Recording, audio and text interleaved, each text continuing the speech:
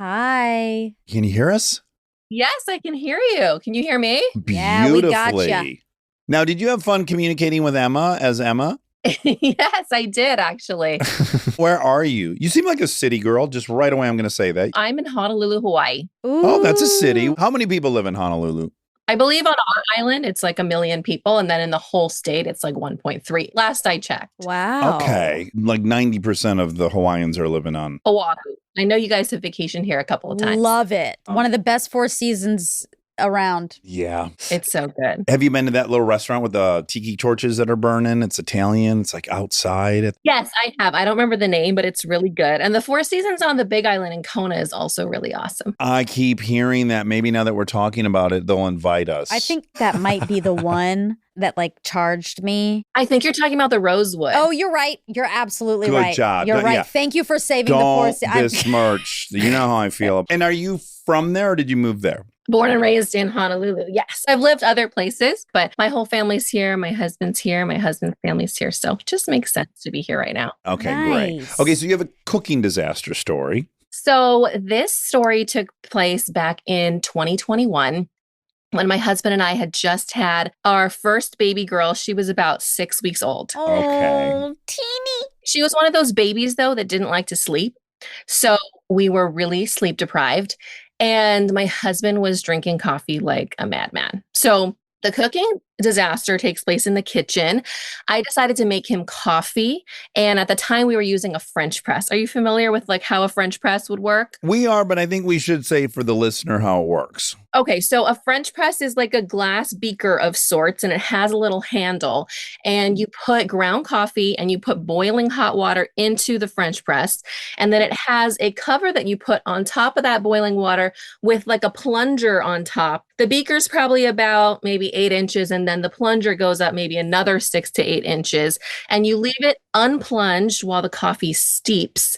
And you plunge it when you're ready to drink that coffee. Yeah, and it's got a Great. screen filter on the top. So as it goes down, it gets rid of all the grounds and leaves the yummy coffee. Exactly. So I poured from the kettle the boiling hot water into the coffee, and then that coffee made its way over to, we had at the time in the house we were living in, this little breakfast nook, and it was sitting on top of the table. I'm scared. You're about to hear some questionable parenting decisions, but I just want to tell you we were so deprived. Of course. Yeah. We've learned our lessons. So that's just a little disclaimer. You had been a parent for all of 42 days. If Yeah. the baby was 6 weeks old. Yeah, why do they let people just be parents with Sure. no training? Pretty great. I don't know. It was too soon for us. My daughter used to sit on this little baby lounger. I won't say the brand, but it was like this little baby lounger pillow. And I went to go hand the baby on the baby lounger pillow, which you're not supposed to do. And then I handed her to my husband, who was going to put her down next to him on this nice, thick breakfast nook bench that we had. Sure. Okay. As I was doing that, the bottom of the pillow hit the top of the French press plunger, Uh-oh. over a foot tall. And the entire thing knocked over toward my husband, glass shattered, boiling water, coffee grounds everywhere. Because my husband's like 6 feet tall, it landed right onto his Dick. thigh, Oh, thigh. Okay. penis, Oh. and his Yeah. Wait, I missed the third thing. Was it balls? balls. Yeah. Oh, Great. Oh my God. Oh my Listen, God. we have photos, and if we have a picture of your husband's burnt balls, I'm going to be thrilled. Okay, so I didn't know the legality of sending that. I did send a picture to Emma, who I think forwarded to Rob. It's hiding his penis and balls, but you can see the entire thing. Can we But look at before we look, so this big ruckus happens. What I'm immediately afraid of is like, The we baby. don't drop the baby because Exactly. we've knocked something over. Okay, he didn't drop the baby, which I think is the only thing we did right in this story. Wow. Uh-huh. He's a good dad, yeah. parenting. But the baby, unfortunately, also got splashed with water. Okay. Uh-oh, boiling water. And the baby is screaming louder than I've ever heard a baby scream in my life. My husband put her down. He ran to the shower. Luckily, he knew that you're not really supposed to put like ice water on a burn. You're supposed to put lukewarm water. So he went into the shower, put the shower on lukewarm, and he was just standing there. The baby is screaming, and I'm obviously freaking out. Yeah. And there's broken glass everywhere. Broken glass everywhere. As Monica would say, it was scattywampus. You have catchphrases, No, Monica. you know what's so funny? I love that that's become mine because I got that from you. Yeah, and I got it from a gal at the Groundlings. Because really the word is cattywampus. Well, but says Dax who? says scatty, and now I do, and now it's mine. My life mission has been to replace cattywampus with It's scattywampus. working. It's slowly working. And you're not wearing shoes, right? It's in the morning. Not wearing shoes. Luckily, I'm the only one who somehow came unscathed, but emotionally not, because this baby was so sad. But luckily, she was fine. Ultimately, her burns were super, super minor, and she was back in action one day. But my husband was not. So I went into the shower to take a look at him, and it was like his skin was gone. No. The top layers of the skin had just shriveled up and disappeared, and it was just red. Ew. Burger. Beefy burger.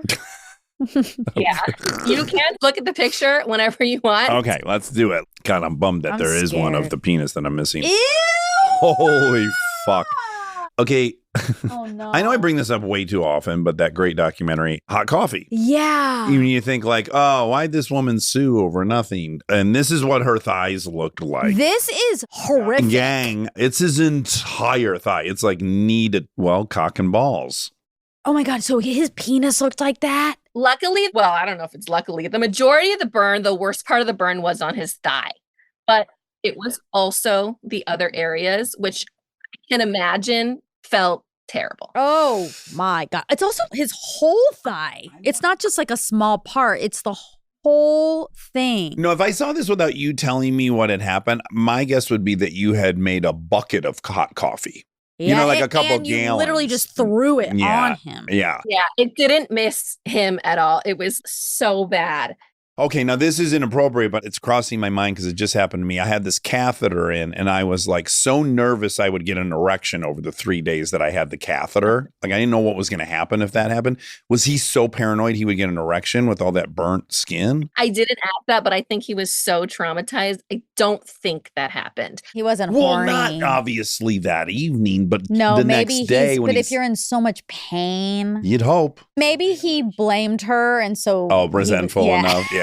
That's maybe he's mad at her long enough for it to heal. Yeah. Oh my gosh. So the story's not over. Well, since the baby was still crying, I called my mother-in-law who lives really close. She zoomed over and she took him to the burn unit, the only burn unit on our island, which was smart of her to do. And he went into the emergency room.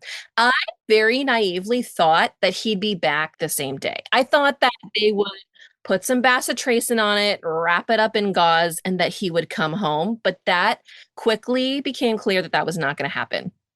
So they admitted him to the hospital for 2 reasons. He had second-degree burns, which are the most painful because, you know, in the case of third-degree burns, it actually burns the nerve cells and kills the nerve cells, and you don't feel it as much. Second-degree burns is like the burn is so bad, but you can still feel it. Ah. They hooked him up to an IV drip of fentanyl and morphine. No boners now.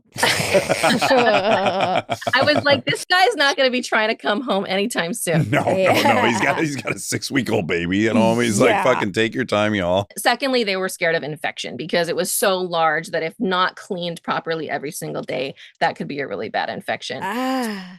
Go visit him at the hospital after 1 day, 2 days, 3 days. We've been together for like 15 years. There's no jealousy left in our relationship. But when you go and you're 6 weeks postpartum, your hormones are not balanced. You'd be being sponge bathed by like 2 nurses who looked like they had just graduated from nursing school. So an erection is in danger. You Well, thought it was going to be an easy You're right. peasy. You're right. I didn't see one. It was like day 5, day 6, and he was finally healing enough where we thought that he could come home. But unfortunately, he got addicted to the fentanyl and morphine drip. Okay, Stop. sure. What? We needed to slowly wean him off in order for them to feel like he could come home and not have. Withdrawals. Holy shit. This is a disaster.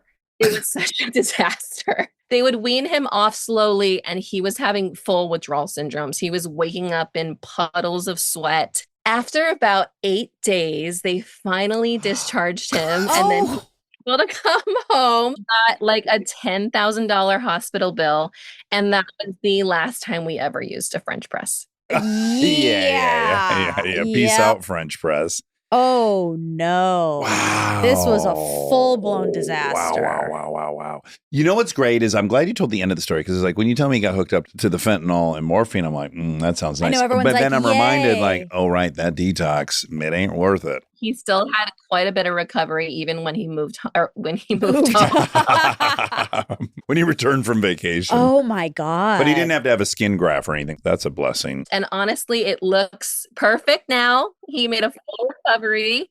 That was 5 years ago now. We're about to have our third baby. Oh my gosh, you won't stop. That's great. Well, after this, we'll stop. Okay. It's time for him to return to that hospital and get a little snip. Well, no, we're going to do a prompt about accidental vasectomies. So, like, just see what happened. This could have been an accidental vasectomy if it had gone up a little higher. Yeah, whatever they cut in my testicles, which is simple. They cut one thing, and then you're good. Your vas deferens. No. That's like your whole... Okay, whatever. Okay, whatever. In theory, you could burn through that. Yeah, you could cauterize it. Is he a handsome man? He's so gorgeous. Yes, he is. Yeah, I had a hunch. Oh, you guys are such a pretty You're a hot couple. Yeah, you're a hot couple. Well, they're a hot couple. And a pretty couple. Yes, and a pretty couple. And a hot couple. Yeah. Well, they're a hot coffee couple. Hot coffee. Well, this was fun. Yeah, thank you. For us and not him. Oh, well, of course. We survived, and don't ever make the mistakes we made. Cautionary tale. Oh, if only we could sue McDonald's. I know. Get a couple mil. Sure. That would have helped things out, especially that $10,000 bill. Ugh. I'm still an advocate for the French press. I generally only get it when I'm at a hotel, but if they offer it, I like Wait, it. when we were in India, remember you ordered a French press like 8 times a day because the coffee, there's different types of coffee there, I guess. Like you just wanted a French press. So you would always call to the front and say, can I get a French press? Literally every 14 minutes. I did. Because I'm going to be honest, the regular drip brew coffee was not choice. I don't know what the methodology was different. Somehow it didn't taste the same for me. And you know what else happened? To defend myself, the first hotel we were at had a French press. I know. And then I was like, oh, this is probably the Indian way. Makes sense. I think the French press is English. I don't know. They probably got stuck with that. It sounds French. Of course it's not English. It'd be called an English press. Exactly. Anywho. Brit press. Boy, I really enjoyed talking to you, Emma. This was fun. Oh, this was so fun. Thank you so much for talking to me today. My due date is in a few days, so I'm glad I didn't go into labor and then I couldn't tell you the story. Wait, is it inappropriate for me to ask you to stand up? Because you do not look pregnant. Do you have a big belly? Yeah. Let me see here. Okay, there it is. Well, wishing you a very easy labor. I just want to thank you for doing what you guys do. I think you're changing lives with your vulnerability and how much you share and how much you just keep it real. Thank you, Emma. Have a good rest of your day. All right, take care. Bye. Bye.